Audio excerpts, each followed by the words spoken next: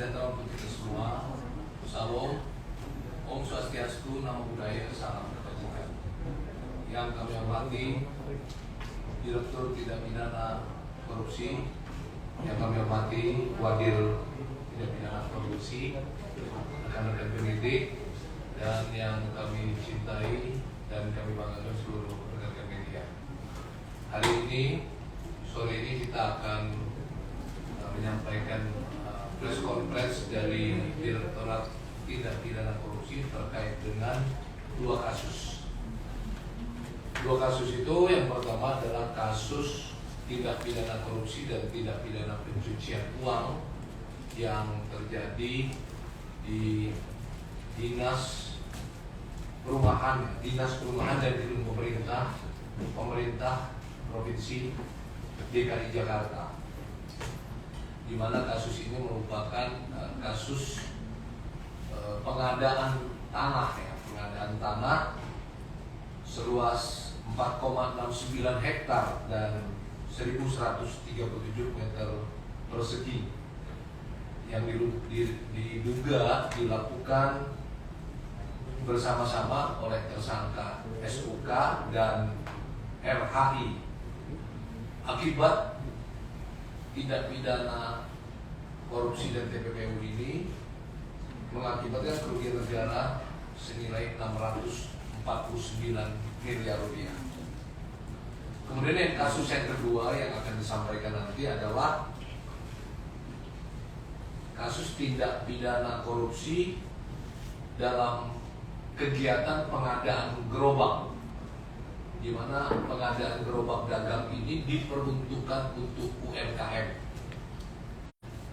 Proyek ini adalah pada Kementerian Perdagangan pada tahun anggaran 2018 dan 2019 dengan total anggaran sebesar 76 miliar lebih. Yang menjadi perhatian adalah program pengadaan gerobak dagang ini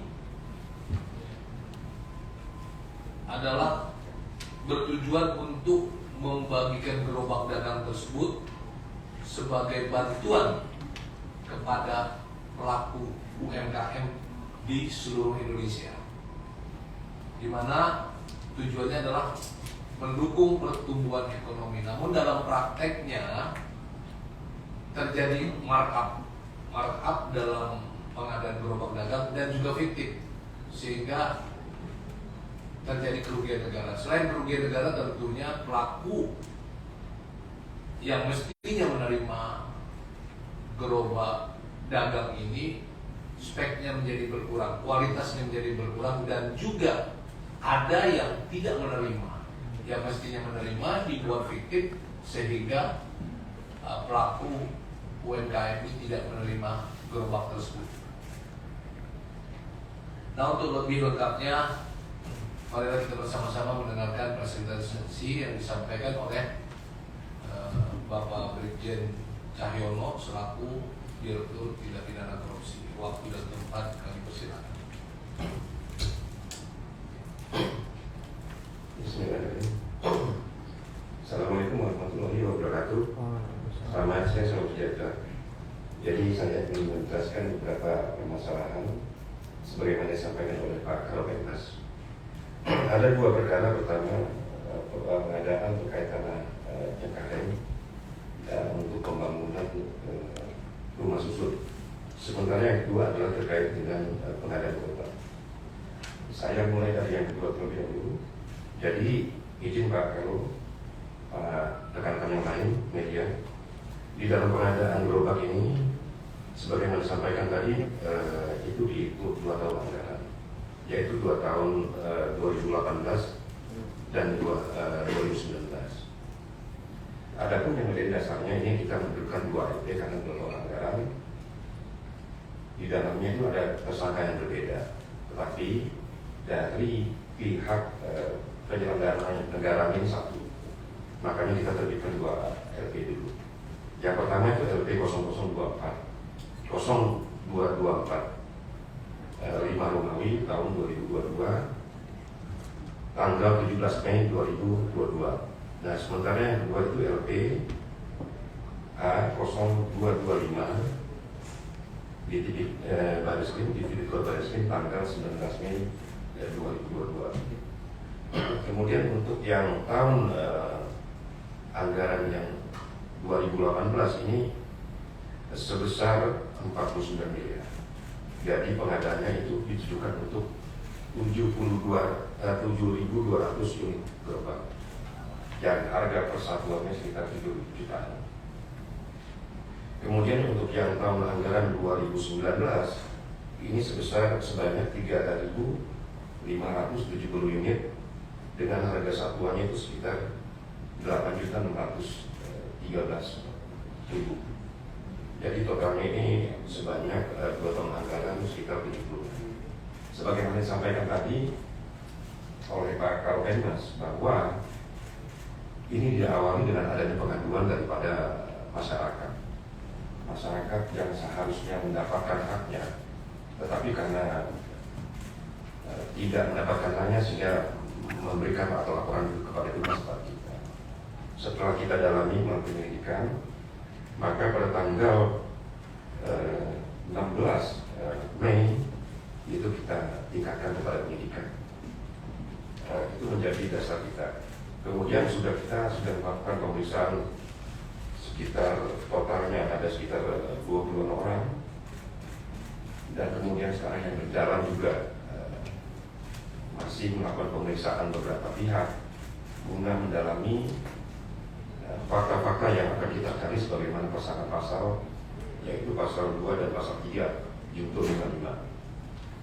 Nah, kemudian juga kita untuk tindak lanjut perkara tersebut, kita akan melakukan beberapa upaya paksa di beberapa tempat, mengingat berdasarkan fakta penyidikan itu ada barang bukti atau alat bukti yang masih kita perlukan di dalam penguatan di dalam proses penyidikannya.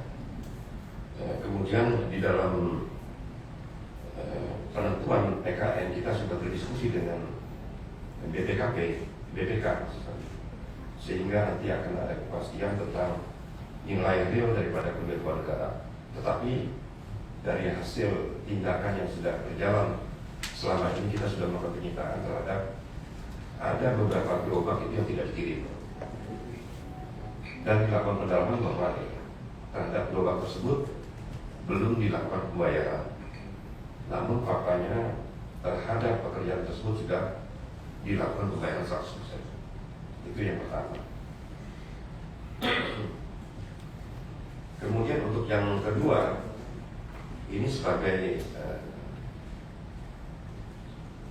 tindak lanjut dari beberapa rekan-rekan media yang menanyakan kepada saya terkait masalah menanyakan tentang perkembangan cetak sawah. Maksud kami tentang tanah Cengkareng, pengadaan tanah Cengkareng, di mana sebelumnya kasus ini dilakukan penyidikan di Polda Metro, namun kita ambil alih dan kita teruskan penanganan. Kemudian yang menjadi dasarnya adalah di LE 656 garis miring 6 Romawi tahun 2016 tanggal 27 Juni 2016. Kemudian itu EPA sebagaimana yang diawali di pendidikan oleh Metro. Kemudian kita ambil alih sekitar bulan tahun 2020. Kemudian kita dalami perkaranya. Dari hasil pendalaman kita bisa menaikkan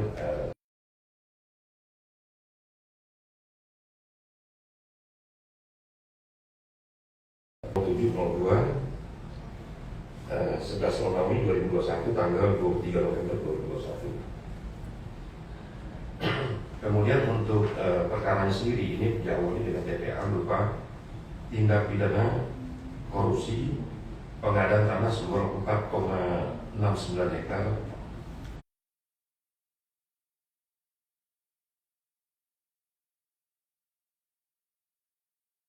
dan 1.137 meter persegi di Kecamatan Cengkareng, di mana peruntukannya adalah pembangunan rumah susun yang dilaksanakan oleh Dinas Perumahan dan Gedung Pemerintah Daerah. Untuk nilai proyeknya itu sekitar 668 miliar. Nah, untuk pelaksananya ini di tahun anggaran 2015 dan 2016.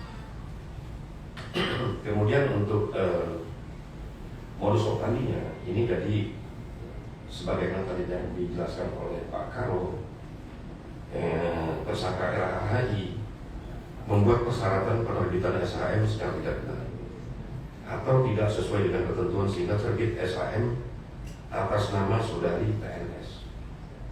Nah, di dalam pendahuluan pemeriksaan pendalaman kasus ini telah terjadi perbuatan melawan berupa suap terhadap para pihak yang tentunya juga barang buktinya sudah kita sita, sehingga ini menjadi satu modus di dalam korupsi pengadaan tanah.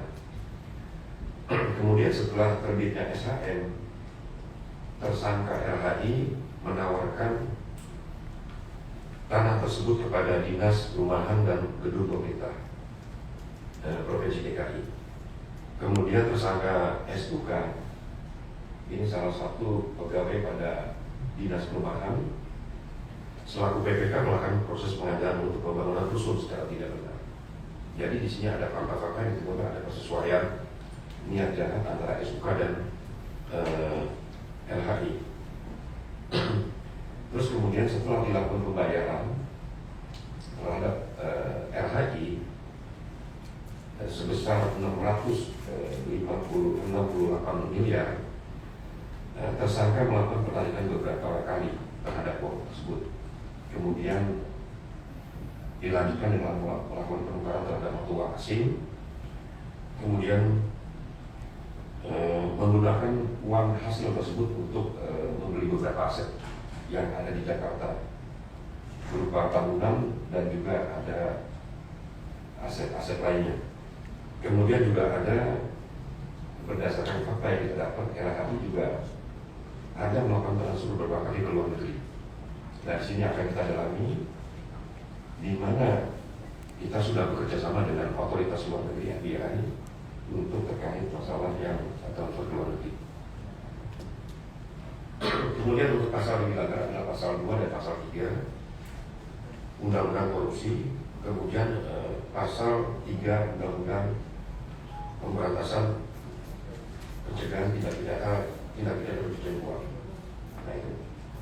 Kemudian sebagai telah sampaikan tadi, kita sudah melakukan aset recovery itu sebesar sekitar 700 miliar, baik dalam kedua tersangka pasal tersebut, baik TPA maupun berupa korupsi maupun TPPU, yang totalnya sekitar 700 miliar. Kemudian untuk perkembangan sendiri, ini sementara kita sedang melakukan pemeriksaan beberapa saksi guna penguatan daripada pasal pengesakaan dari korupsi itu sendiri dan TPP itu sendiri. Selanjutnya kami akan menyampaikan tentang aset yang telah kita lakukan penyitaan dan pemblokiran. Sebelumnya juga saya sampaikan kepada rekan-rekan media bahwa LHI saat ini sedang dilakukan penahanan oleh Komisi Pemberantasan Korupsi, dan kemudian pihak KPK sudah juga menangani perkara korupsi dalam kasus yang lainnya. Di sini ditemukan juga ada beberapa aset LHI yang dilakukan pemblokiran. Jadi kita sudah melakukan koordinasi, kemudian kerjasama dengan pihak KPK, yang mana tujuannya kita dapat temukan bahwa terdapat aliran keuangan dari kasus kita ini terhadap aset yang dimiliki oleh LHI sudah diblokir oleh KPK. Tentunya berdasarkan alat bukti kita langsung lakukan penyitaan. Nah, sementara yang masih diblokir masih kita dalami lagi apakah mempunyai keterkaitan dengan perkara yang ada di kita. Kemudian untuk aset-asetnya mungkin bisa dilihat di infokus kita di layar, ada beberapa kasusnya. Silakan untuk operator.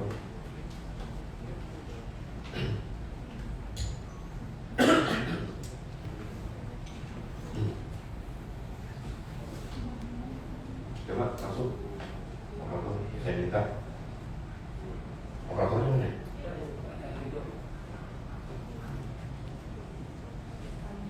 Jadi aset yang kita sita dan kita blokir itu jumlahnya totalnya adalah 22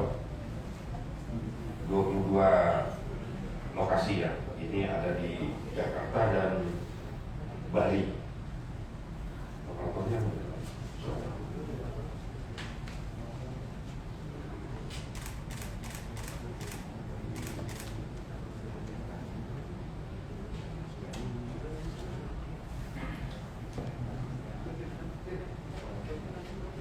kalau mungkin saya bacakan dulu ya.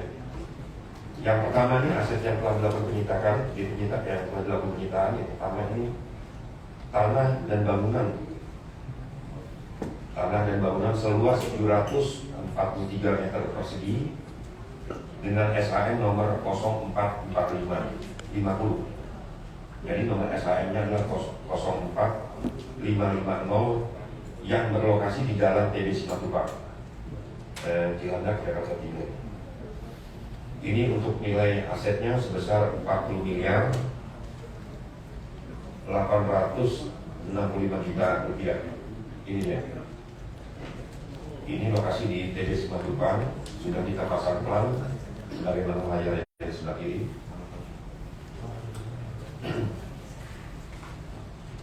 Ini di Jakarta Selatan, Jakarta Selatan, tempatnya di belakang TB Simatupang. Itu luas tanah sekitar 740 meter dan 743 meter persegi. Selanjutnya kedua, juga masih di jalan TB Simatupang. Ini tanah dan bangunan seluas 574 meter persegi dengan HDB nomor 78 yang berlokasi di jalan TB Simatupang. Nilai asetnya sekitar 31 miliar 570 juta rupiah. Kemudian untuk yang ketiga, ini masih di jalan TB Simatupang. Luasnya ini sekitar 138 meter persegi, SAN nomor 3401 yang berlokasi juga di jalan TB Simatupang dengan aset sebesar nilainya 7 miliar 590 juta. Kemudian juga masih di jalan TB Simatupang, itu seluas 1050 meter persegi. Untuk SAN-nya nomor 603 dengan nilai itu sekitar 57 miliar 750 juta rupiah. Kemudian yang kelima, kita lihat juga masih terletak di jalan TB Simatupang. Luasnya adalah 3.496. SAN-nya itu SAN nomor 596. Untuk nilainya sekitar 190 miliar. Ya, jadi nilainya 190 miliar. Kemudian yang keenam, kalau kita lihat ini terletak di Cengkareng. Ini berupa tanah dan bangunan seluas 6.160 meter persegi dengan nilai aset sebesar 43 miliar. Jadi nilainya 43 miliar 120 juta. Terus kemudian terhadap aset yang telah memperoleh izin sita, yang kita juga sudah sita, ini adalah nomor 7. Coba.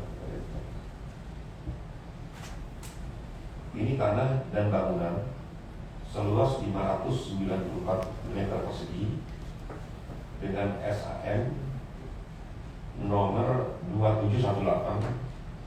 Ini di Jalan Simatupang juga. Nilainya adalah sebesar 32 miliar 670 juta rupiah. Kemudian yang untuk nomor 8, ini tanah dan bangunan seluas 72 meter persegi. Ini jirit masih. Jirit C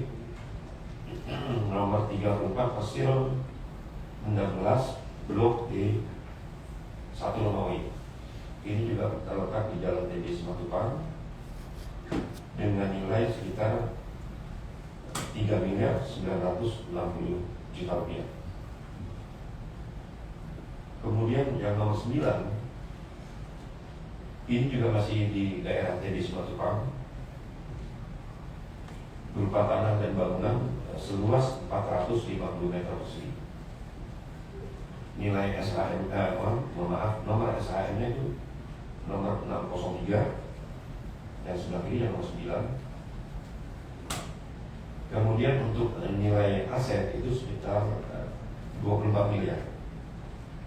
Kemudian untuk yang nomor 10 ini di lokasi di Cilandak, Jakarta Selatan, untuk luas tanah dan bangunan sebesar 1.997 meter persegi.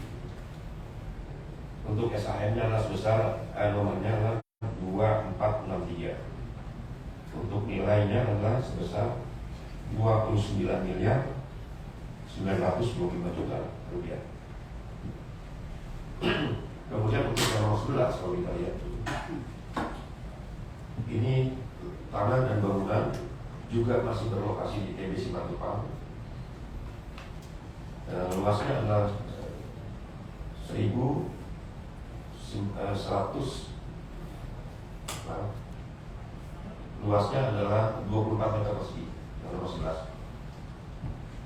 Ini sudah dalam akte jual beli, nomornya 740 nomor tahun 2015, tanggal 2 Desember 2015. Ini terletak di TB Simatupang, Cilandak Timur. Sebesar nilai asetnya adalah 1.320 juta rupiah. Kemudian untuk yang nomor 12 ini tanah seluas 140 meter persegi. Nomor SHM-nya adalah nomor 04994.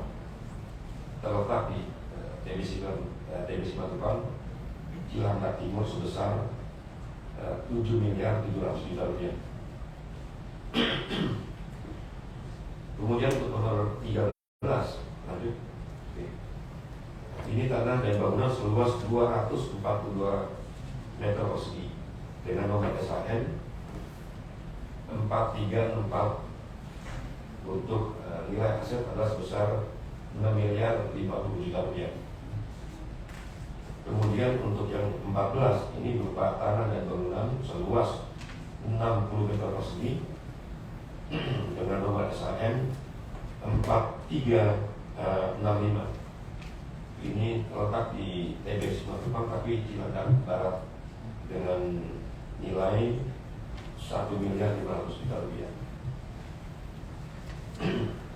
Kemudian untuk nomor 15 ini tanah dan bangunan seluas 313 meter persegi. SHM-nya adalah 4366. Ini berlokasi di Cilandak Barat, TB Simatupang masih, dengan nilai aset sekitar 7 miliar 825 juta. Kemudian nomor 16 ini tanah dan bangunan yang berlokasi di Jalan Bukit Dol 1, nomor PD 12A, senilai 114 miliar rupiah. Kemudian yang nomor 17, kalau kita lihat ini tanah dan bangunan juga seluas 614 meter persegi, SHM nomor 3844. Ini di Jalan Kencana Indah, Pondok Indah, Kecamatan Kebayoran Lama. Nilai asetnya adalah sebesar 36 miliar 840 juta. Kemudian di samping itu juga ada aset yang sedang kita sudah lakukan penyitaan, tapi dari masih dalam maksudnya dalam proses permintaan izin. Ini nomor 18.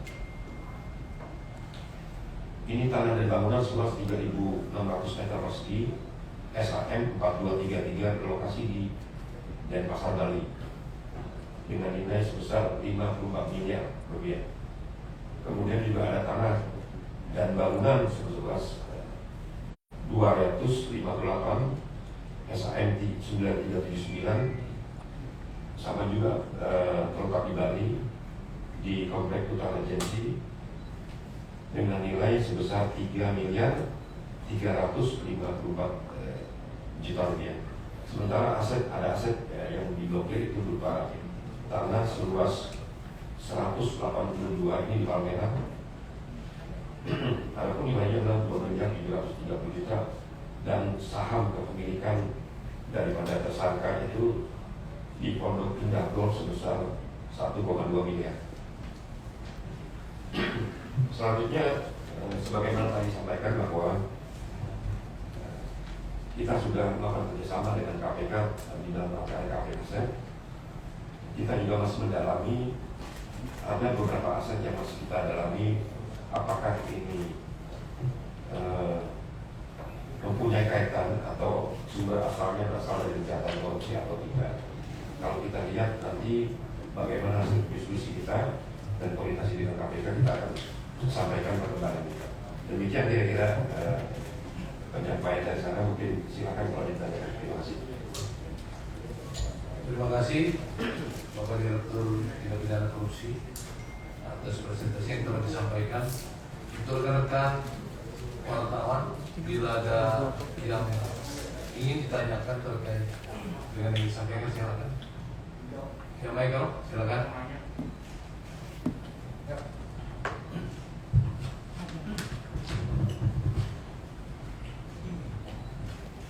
Selamat siang Pak, izin mau nanya sedikit terkait dengan kasus yang tadi itu lahan Cengkareng itu ya Pak.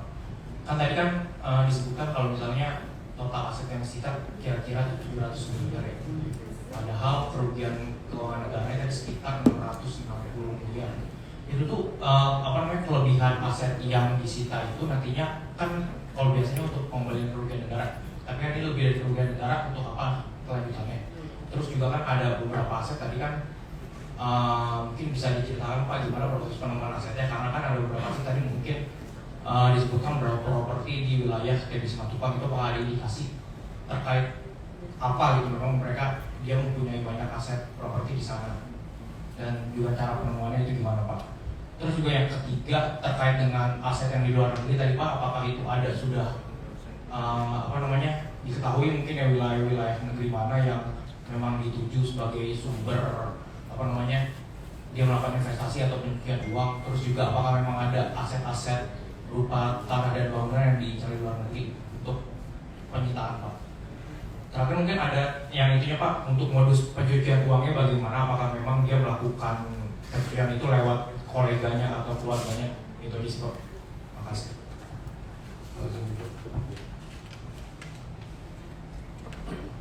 Terima kasih atas pertanyaan rekan kalian. Saya akan menjawabnya. Jadi memang kalau kita lihat ini kerugian keuangan negara ada sekitar 650 miliar. Tetapi kita melakukan TKP itu sekitar kurang lebih 700 miliar. Nah, kalau melihat dari peristiwa ini, sekaligus menjawab pertanyaan yang nomor 2 ya tadi, perolehan aset itu bagaimana? Jadi setelah yang bersangkutan menerima pembayaran, jadi berdasarkan alat bukti fakta-fakta yang kita dapat di dalam proses penyidikan, tentunya juga kita melihat dari performance keuangan yang bersangkutan, ditambah juga dengan bukti-bukti transfer, bukti-bukti yang lainnya, ini terdapat pembelian aset. Tentunya aset-aset perolehan tersebut dilakukan setelah dilakukannya kejahatan korupsi yang bersangkutan terkait dengan pengadaan tanah Cengkareng tersebut. Kemudian kita lakukan penyitaan di saat ini, tentunya ada penilaian pertambahan aset. Di samping itu juga terdapat fakta yang kita temukan bahwa uang hasil kejahatan itu masuk ke dalam sistem korporasi, di mana korporasi ini memang dikuasai atau dikendalikan oleh yang bersangkutan. Kemudian dari yang bersangkutan juga melakukan usaha dan pemeliharaan aset menggunakan uang dari korporasi tersebut, di mana sumbernya itu dari tindak pidana korupsi. Ya, itu ya, jadi perolehan seperti itu. Kemudian untuk aset-aset yang terkait dengan bukti ada transfer ke luar negeri, kita masih mendalami juga. Tentunya nanti kita akan update berikutnya, karena ini menyangkut ada beberapa negara, ya. Tentunya sebagaimana saya sampaikan tadi, kita sudah melakukan upaya berkoordinasi dengan otoritas dan di luar negeri dalam rangka mendalami, dan kita akan melakukan upaya untuk terhadap aset tersebut. Kemudian untuk bangunan tadi, ya, bangunan juga tadi seperti itu, yang di luar negeri sudah saya jawab seperti itu. Kalau mungkin ada yang lain silakan. Ya, Mas. Gimana? Baik, terima kasih. Nah, ini menarik tadi. Tadi kalau kita lihat ini kan ada masuk ke sistem korporasi yang dikuasai oleh yang dikendalikan oleh bersangkutan. Tentunya di korporasi ini juga ada kepengurusan, ada pihak-pihak lain yang tentunya tidak menutup kemungkinan akan kita tetapkan sebagai tersangka di dalam perkembangan kasus berikutnya. Itu. Oke, silakan Mas. Selamat siang Pak, untuk yang kasus korupsi gerobak di Kementerian itu memastikan saja belum ada tersangkanya Pak. Jadi untuk yang gerobak ya Mas? Iya Pak, sama Jadi satu gerobak. lagi Pak, Oke. ada ditemukan nggak Pak aliran dana ke pejabat negara atau penyelenggaraan negara dalam kasus yang gerobak Pak? Oke, terima kasih. Ini kita menanti bagus ya. Jadi di dalam kasus gerobak kita sudah baru berjalan sebenarnya sekitar kurang lebih nggak sampai sebulan kita tetapkan penyidikannya, kemudian kita naikkan perkara itu. Ada indikasi keluar itu ada aliran uang ke beberapa pihak. Nah kemudian kita setelah mendapatkan alat bukti yang lain, di mana tentunya juga kita akan menilai alat bukti berdasarkan kekuatan dan kecukupan, kita langsung akan menetapkan para pihak sebagai tersangka. Nah kemungkinan juga nanti kita akan update perkembangannya, berusaha semaksimal mungkin akan kita sampaikan hasilnya kepada rekan-rekan media. Jadi intinya kita memang belum menetapkan tersangka. Mungkin insya Allah tidak berapa lama gitu ya, berapa lama lagi kita akan sampaikan perkembangannya. Terima kasih. Pak, mau bertanya tadi Pak, Ya. berarti ada sampai saat ini dari alat bukti dan pemeriksaan 20 saksi itu ada aliran dana ke penyelenggaraan pejabat negara ya Pak? Indikasi kok ada. Akan dipanggil nggak Pak untuk diperiksa? Pasti kita akan klarifikasi kepada pihak yang Di tingkat apa Pak yang menerima dari itu Pak? Ya di tingkat kementerian ada pejabat di tingkat kementerian. Jadi ya. SO aja Pak? Oke lah. Sama-sama. Gitu ya. Nanti akan disampaikan update-nya. Segera mungkin. Ya, itu nanti saya janji dengan mungkin Pak Karul nanti, Pak Karul Mas. Gitu ya. Jadi kasus ini sangat menarik karena kita melihat ya tujuannya itu mulia untuk perekonomian di pasar kecil untuk UMKM, pedagang kecil, pedagang bakso seperti itu. Tetapi faktanya ini ada di Mas, makanya kita akan dalami. Jadi akan kita buka seluas-luasnya yang sudah benarnya. Ya, terima kasih. Cukup? Nanti udah terwakili ya sama dua penanya, karena satu penanya tadi 3-4 pertanyaan. Baik, terima kasih Bapak Direktur Tindak Pidana Korupsi dan Pak Wakil serta rekan penyidik. Kita akhiri.